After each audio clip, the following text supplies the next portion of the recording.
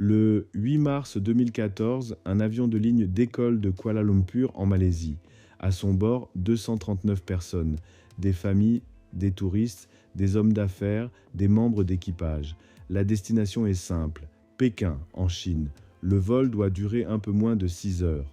Pour les passagers, c'est un trajet comme un autre. Pourtant, quelques heures plus tard, cet avion va devenir le plus grand mystère de l'histoire de l'aviation moderne. Un mystère qui, plus de 10 ans après les faits, reste toujours sans réponse définitive. Comment un avion aussi moderne a-t-il pu disparaître? Comment 239 personnes ont-elles pu s'évaporer sans laisser de traces? Et surtout, que s'est-il réellement passé cette nuit-là? Bienvenue sur Empire Noir. Sur cette chaîne, nous explorons les plus grands mystères, les affaires les plus sombres et les histoires vraies qui continuent encore aujourd'hui à fasciner le monde entier. Si ce type de contenu vous intéresse, pensez à vous abonner dès maintenant, car aujourd'hui, nous allons plonger dans une affaire qui défie encore toute logique, l'histoire du vol MH370. Au moment du décollage, rien ne semble anormal. L'appareil est un Boeing 777, l'un des avions les plus fiables jamais construits. Le commandant de bord possède des milliers d'heures de vol. Les conditions météorologiques sont excellentes. Aucun signal d'alerte n'est détecté. Tout semble parfaitement normal.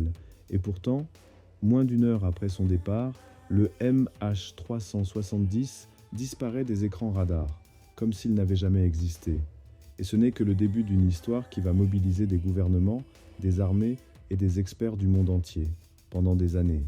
Il est environ 1h19 du matin, le MH370 approche de la frontière entre les espaces aériens malaisiens et vietnamiens. Comme pour tous les vols internationaux, le contrôle aérien doit être transféré d'un centre à un autre. Le contrôleur malaisien contacte alors le cockpit une dernière fois. La réponse du commandant est calme, quelques mots seulement.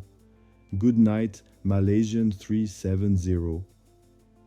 Bonne nuit, Malaysia 370. Personne ne le sait encore, mais ce seront les dernières paroles officiellement entendues depuis l'avion. Quelques minutes plus tard, un événement extrêmement étrange se produit. Le transpondeur de l'appareil cesse soudainement d'émettre. Pour le contrôle aérien civil, l'avion disparaît instantanément, mais ce n'est pas un simple problème technique. Les enquêteurs découvriront plus tard que plusieurs systèmes de communication semblent avoir été désactivés de manière très précise, comme si quelqu'un avait volontairement cherché à rendre l'avion invisible. À ce moment-là, les contrôleurs aériens pensent d'abord à une panne, puis les minutes passent.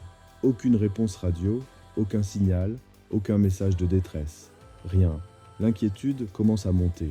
Mais le plus surprenant reste encore à découvrir, car même si le MH370 a disparu des radars civils, il apparaît encore sur certains radars militaires. Et ce que ces données vont révéler est stupéfiant. Au lieu de continuer vers Pékin, l'avion semble avoir effectué un demi-tour complet, un changement de trajectoire totalement inattendu. Le Boeing 777 repart alors vers l'ouest, traversant la Malaisie en sens inverse, comme si quelqu'un aux commandes avait brusquement changé de plan. Pourquoi? Aucune explication officielle ne permettra de répondre à cette question. Mais ce virage va devenir l'un des éléments les plus importants de toute l'enquête, car il montre que le MH370 n'a probablement pas disparu à cause d'un simple accident. Quelqu'un ou quelque chose a modifié son trajet, et le mystère ne fait que s'épaissir, pendant que les familles dorment encore, ignorant tout du drame qui se déroule.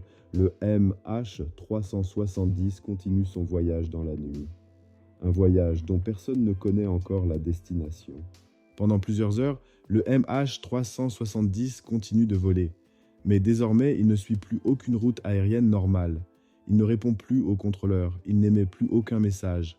Pour le monde extérieur, l'avion a disparu. Pourtant, il est encore dans les airs. Les enquêteurs vont faire une découverte capitale.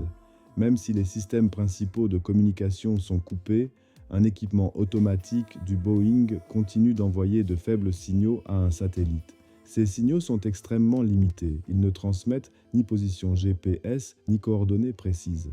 Mais ils permettent de confirmer une chose incroyable. Le MH370 a continué à voler pendant plusieurs heures après sa disparition des radars. Cette révélation change complètement l'enquête. Au départ, les recherches se concentraient en mer de Chine méridionale, sur la route prévue vers Pékin. Mais désormais, cette hypothèse s'effondre. L'avion n'était plus là. Il était ailleurs, grâce à des calculs complexes réalisés par des ingénieurs et des spécialistes des satellites. Une zone potentielle commence à émerger. Une immense région située dans l'océan Indien. Une zone gigantesque, des milliers de kilomètres de mer, l'un des endroits les plus isolés de la planète. Si l'avion s'y est écrasé, les chances de le retrouver deviennent extrêmement faibles. Pendant ce temps, les familles des passagers vivent un cauchemar. Les heures deviennent des jours, les jours deviennent des semaines, et personne n'est capable de leur dire ce qui est arrivé à leurs proches. Les chaînes de télévision du monde entier diffusent en continu les dernières informations. Des experts se succèdent sur les plateaux. Les théories commencent à apparaître. Accident, incendie à bord, détournement, acte terroriste, suicide du pilote. Personne ne sait. Et c'est précisément ce manque de réponse qui rend l'affaire si fascinante. Car contrairement à la plupart des catastrophes aériennes, il n'y a pas d'épave, pas de boîte noire, pas de preuves définitives, seulement des questions. Et au fil des mois, ces questions vont devenir encore plus nombreuses, car malgré des recherches colossales, le MH370 semble s'être volatilisé dans l'immensité de l'océan. Rapidement, plusieurs pays unissent leurs forces, la Malaisie, l'Australie, la Chine, les États-Unis et de nombreuses autres nations mobilisent des navires, des avions et des équipes spécialisées. L'objectif est simple, retrouver le MH370. Peu importe le coût, peu importe le temps nécessaire, des millions de kilomètres carrés d'océan sont inspectés, des avions survolent à côté des zones isolées, des navires équipés de sonars explorent les fonds marins, des sous-marins autonomes sont même envoyés dans les profondeurs de l'océan Indien. Jamais autant de moyens n'avaient été mobilisés pour retrouver un avion disparu. Et pourtant, les mois passent, puis les années, sans résultat. Aucune épave majeure n'est retrouvée, aucune boîte noire, aucun élément permettant d'expliquer avec certitude ce qui s'est produit. Pour beaucoup d'observateurs, cela semble impossible. Comment un avion de plus de 60 mètres de long peut-il disparaître sans laisser de traces ? Puis, plus d'un an après la disparition, un premier indice apparaît enfin. Sur une plage de l'île de la Réunion, dans l'océan Indien, un morceau d'aile est découvert. Les experts l'analysent pendant des semaines. La conclusion tombe. Il appartient bien au MH370. Pour la première fois, une preuve physique confirme que l'avion s'est probablement écrasé dans l'océan Indien. D'autres débris seront ensuite retrouvés sur les côtes de plusieurs pays africains et sur certaines îles de la région. Mais ces découvertes apportent surtout de nouvelles questions, car ces fragments sont trop petits. Ils ne permettent pas de comprendre les dernières minutes du vol. Ils ne révèlent pas pourquoi l'avion a changé de trajectoire. Ils ne disent pas ce qui est arrivé aux passagers. Le mystère principal reste entier, et c'est à ce moment que les théories vont exploser. Certaines sont plausibles, d'autres complètement folles, mais toutes cherchent à répondre à la même question.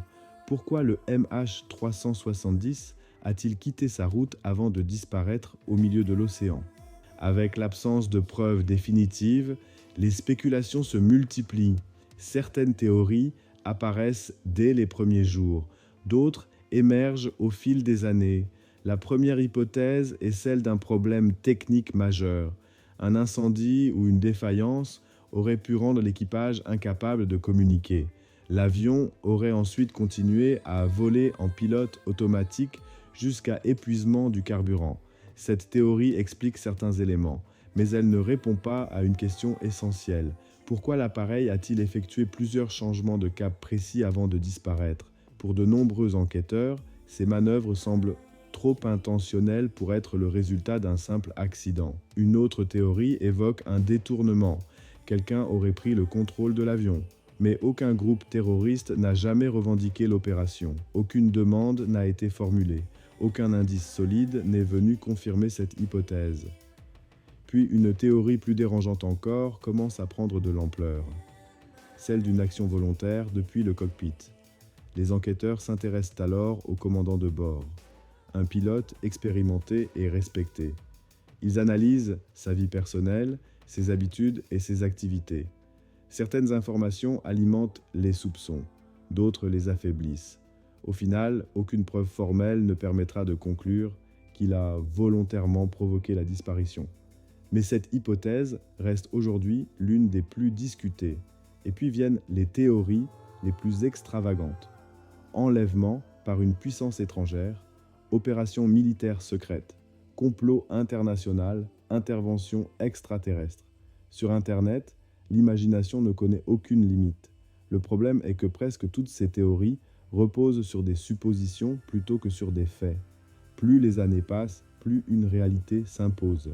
Malgré des milliers d'heures d'enquête et des millions de dollars dépensés, personne ne sait avec certitude ce qui est arrivé au MH370.